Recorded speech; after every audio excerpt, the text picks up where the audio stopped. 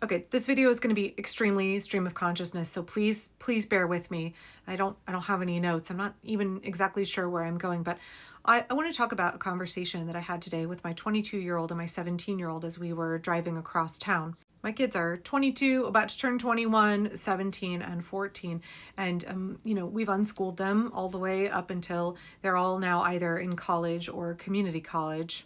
I mean, and we're still unschoolers. We're still supporting them in making their own educational choices and what's best for them. But, we're a non-authoritarian family, and I have a really good relationship with my kids. My kids are not afraid to speak their mind and tell me exactly what they think. And we have the best conversations. My children challenge me. They're not afraid to be like, Mom, I think you don't know what you're talking about here. Or actually, I have far more perspective on this issue than you do. I have something that you need to hear. Like, my kids they're so good at educating me. They make me a more compassionate, a more informed person. They challenge me on a daily basis. So we're in the car and we're talking about some of the content that we're all seeing on TikTok from people on the left who are once again doing the fuck around and find out about MAGA, who are going to lose their SNAP benefits. Right? There was that terrible flooding earlier this year in Texas and the delayed lack of FEMA response, and there have been other natural disasters where people are like, well, guess MAGA has to find out. Guess they have to suffer before they learn their lesson. And I get so frustrated with that mentality because as a non-authoritarian parent, I believe that people don't learn through punishment. In fact, there's tons and tons of data that shows that people don't learn through punishment. Punishment is just a form of coercive control. You are just manipulating somebody's behavior. You are not changing their heart condition. You're not changing their opinion. You are just getting an outward display of behavior that you want to see. Punishment is all about coercion. It's not about fixing any of the problems in our society. And so when I see people who just want to punish MAGA, they want MAGA to suffer because we are all suffering, I know that is the wrong response, and that's not going to get us out of this. So my kids were sharing their opinions, and my eldest kid said, well, you know what this reminds me of? This reminds me of how people love to scream at conservatives and call them names, like racist or bigot or homophobe or genocider or whatever they're going to say. As if that's going to make them be like, oh shit, you're right. I am a bigot. I am a racist. Oh my, I am a misogynist. I better just jettison decades of indoctrination. And I'm woke now. Like, when people say those things to conservatives, what is their goal? Right? So my daughter was like, it makes them feel really good in the moment, but what are they doing other than venting their emotions? Other than just like wanting to get their anger out, right? Reminds me of when my kids were really little. They'd be like, oh, I can tell you, what can I help you do to get your anger out? Right? Little kids who haven't yet learned how to regulate their emotions, you need to give them a path to let their emotions out. We all need to figure out how to let our emotions out in appropriate ways. But little kids often need direction, right? Like, oh, do you need to go outside and yell? Do you need to give me a big squeezy hug? Do you need to go like punch a pillow for a little bit? Do you need to cry? Like, what is it that would help you be able to release your emotions?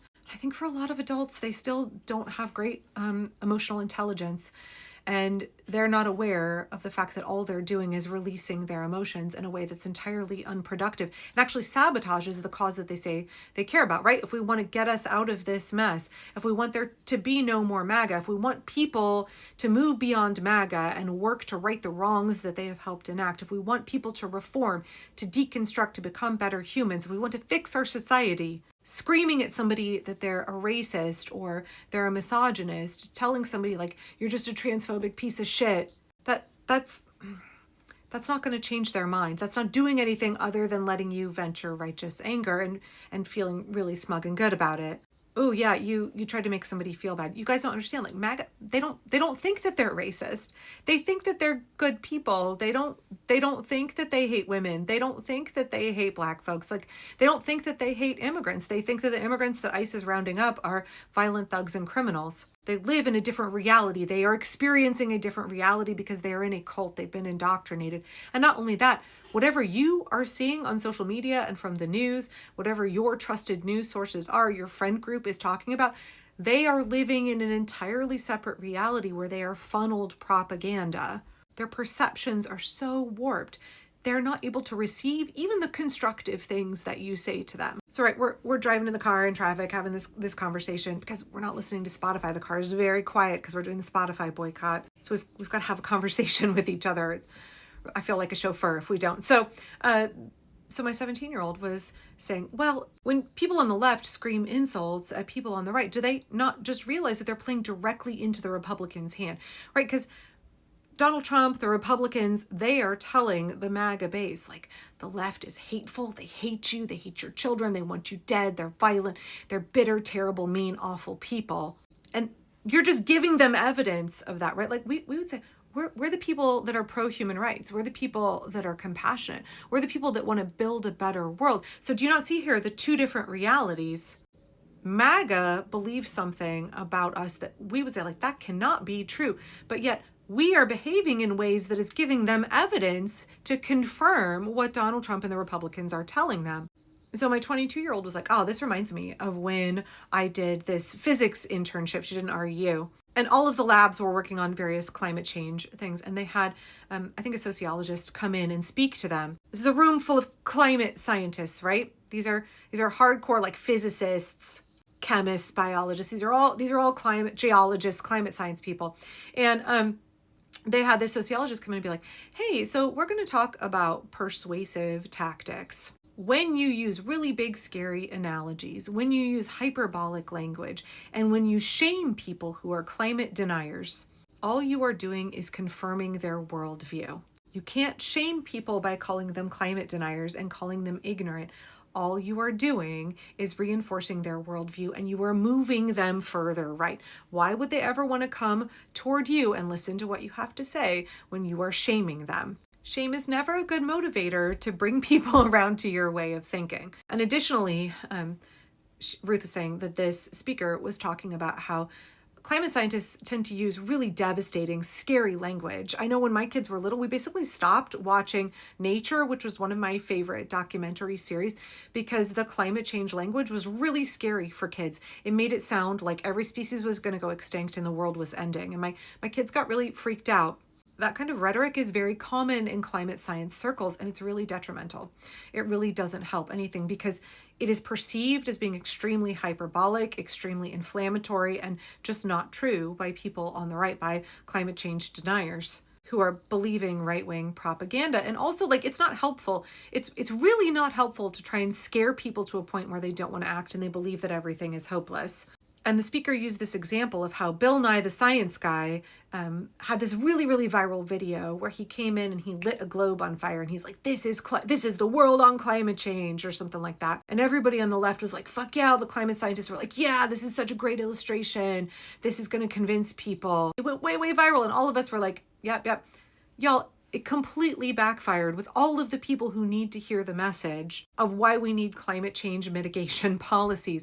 It absolutely backfired because people on the right looked out the window and they're like, the world's not on fire. I'm not experiencing any of this drama that y'all are talking about. What a bunch of panicky overreactors, right? It had the exact opposite effect of Bill Nye's intent, even though all of these academics in the climate science world were like, yeah, this is so good. They don't understand their audience. They don't understand their messaging to their audience. I mean, shock, right? Like maybe physicists who work in an air quality lab, like their strength is not really PR. But I thought that was such a good illustration because the way that we teach people the truth about climate change and have them come to accept it, the way that we help overcome all of the misinformation and propaganda from the right, that is not unlike reaching MAGA now. People on the political right are experiencing the negative impacts of climate change. They just don't understand the origin. It's the same thing with Trump. They are experiencing the negative consequences of living in an oligarchy where we are being exploited by the super rich, but they don't understand that because they've been propagandized to believe that it's immigrants and trans folks and black folks and women, all of this woke DEI that is the real threat to them. They have an alternative worldview, and unfortunately, the way that we reach these people is through relationships. It's by acknowledging our humanity, acknowledging theirs, and trying to have a connection. That is slow work. It's not a quick fix. And it doesn't feel great to be like, I have to get to know these people who have beliefs that I find reprehensible. I think they're ignorant. I just want to call them names and dehumanize them because that's far more comfortable for me. That's prioritizing my comfort over actually having to reach out to people that are hurting my community and are profoundly indoctrinated into a cult. and work to help them deconstruct. I don't want to have to do that labor. I'd rather just yell at them. But what's our end goal here? Do you want to win or do you want to vent?